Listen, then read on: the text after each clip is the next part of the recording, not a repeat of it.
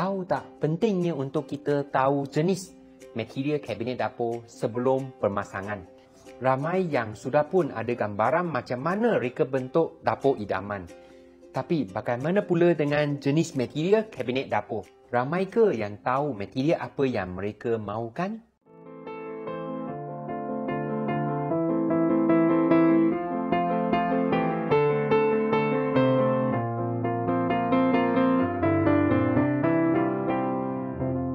Salam sejahtera, Uncle Andrew sini. Hari ini Uncle Andrew akan kongsikan material kabinet dapur yang selalu kita dengar di pasaran. Teruskan menuntun untuk mengenali setiap jenis material yang ada. Jika anda ada sebarang pertanyaan, boleh kongsikan di ruang komen.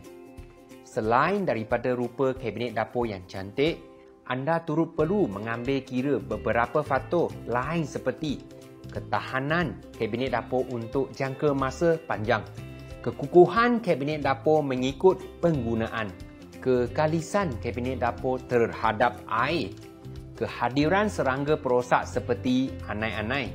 Terdapat pelbagai jenis material kabinet dapur yang menjadi pilihan sama ada 3G glass, 4G glass, akrilik, melamin dan sebagainya. Jom kita tengok persatu pilihan yang ada di pasaran dan bergantung juga kepada bajet anda. Okey, material pertama, melamin ABS. Melamin diperbuat daripada serat papan, habuk papan dan gam sintetik atau pengikat yang sesuai dan dimampatkan. Setelah itu, ia disalutkan dengan laminated melamin yang kemudiannya dikilangkan dalam berbagai corak dan variasi warna. Antara kelebihan melamin adalah 1. Pilihan ekonomi, 2. Tidak mudah untuk calar, 3. Tahan kelembapan, 4. Sesuai untuk konsep dan tema dapur moden, 5. Terdapat dalam pelbagai variasi corak dan warna. Permukaan melamin tahan kepada air tetapi ia bukannya 100% kalis air. Jika ia tidak dipasang dengan baik, air boleh masuk ke dalam bahagian dalam kayu dan akan menyebabkan kayu mengembang. Material kedua, 3G glass door. Jenis pintu seperti ini tidak menggunakan kayu tetapi gelas dan aluminium sahaja.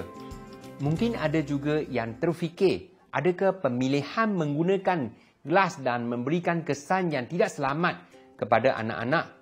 Jawapannya tidak, kerana material gelas yang biasa digunakan adalah bermutu tinggi dan bingkainya menggunakan built-in handle. Antara kelebihan 3G glass door adalah 1. Permukaannya berkilat kerana ia diperbuat daripada kaca.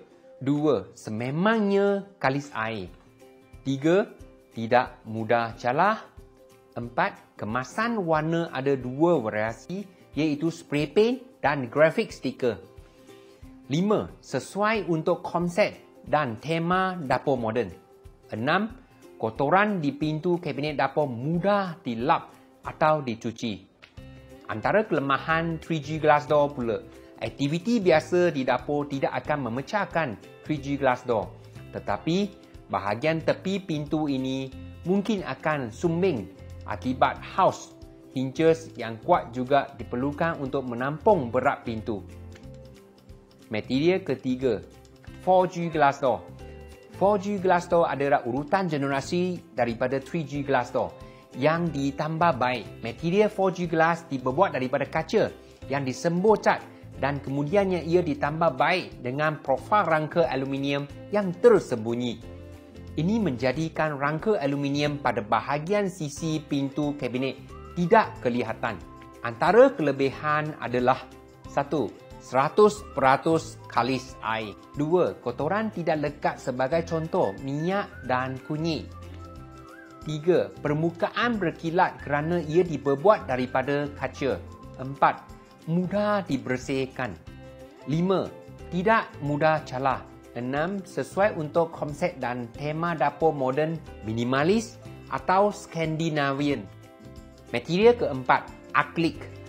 Berbeza dengan 3G, 4G glass, akrilik adalah bahan seperti kaca tetapi diperbuat daripada termoplastik, luksina dengan ketahanan yang kuat.